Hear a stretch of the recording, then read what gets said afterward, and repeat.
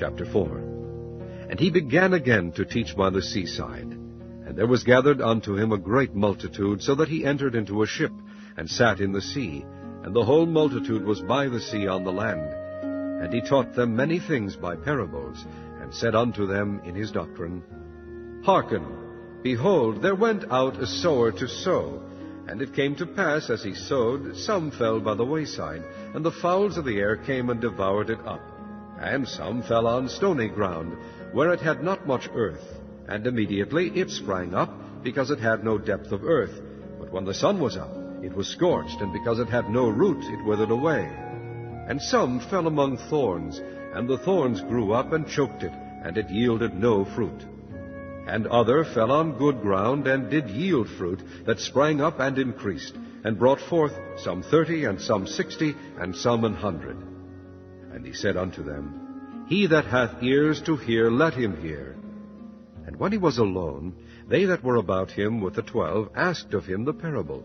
And he said unto them, Unto you it is given to know the mystery of the kingdom of God, but unto them that are without all these things are done in parables, that seeing they may see and not perceive, and hearing they may hear and not understand, lest at any time they should be converted, and their sins should be forgiven them.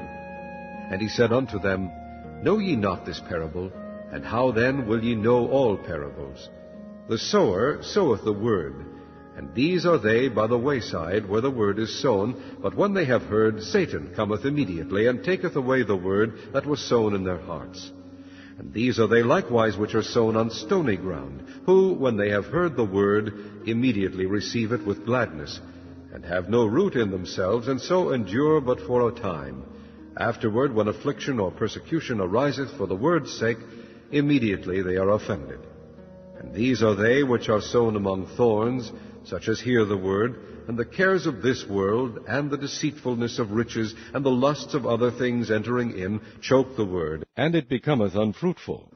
And these are they which are sown on good ground, such as hear the word, and receive it, and bring forth fruit, some 30-fold, some 60, and some 100. And he said unto them, Is a candle brought to be put under a bushel, or under a bed, and not be set on a candlestick? For there is nothing hid which shall not be manifested, neither was anything kept secret, but that it should come abroad. If any man have ears to hear, let him hear. And he said unto them, Take heed what ye hear, with what measure ye mete, it shall be measured to you. And unto you that hear shall more be given, for he that hath, to him shall be given, and he that hath not, from him shall be taken even that which he hath.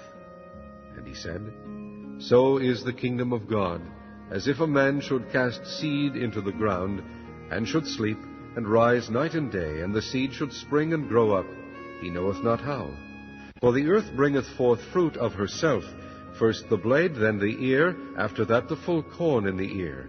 But when the fruit is brought forth, immediately he putteth in the sickle, because the harvest is come. And he said, Whereunto shall we liken the kingdom of God? Or with what comparison shall we compare it? It is like a grain of mustard seed, which, when it is sown in the earth, is less than all the seeds that be in the earth. But when it is sown, it groweth up, and becometh greater than all herbs, and shooteth out great branches, so that the fowls of the air may lodge under the shadow of it. And with many such parables spake he the word unto them, as they were able to hear it.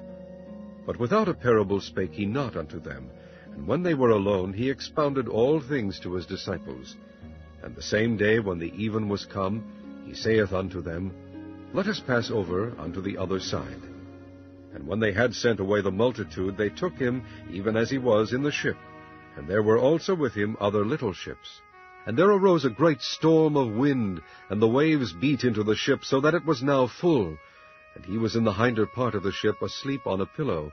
And they awake him, and say unto him, Master, carest thou not that we perish?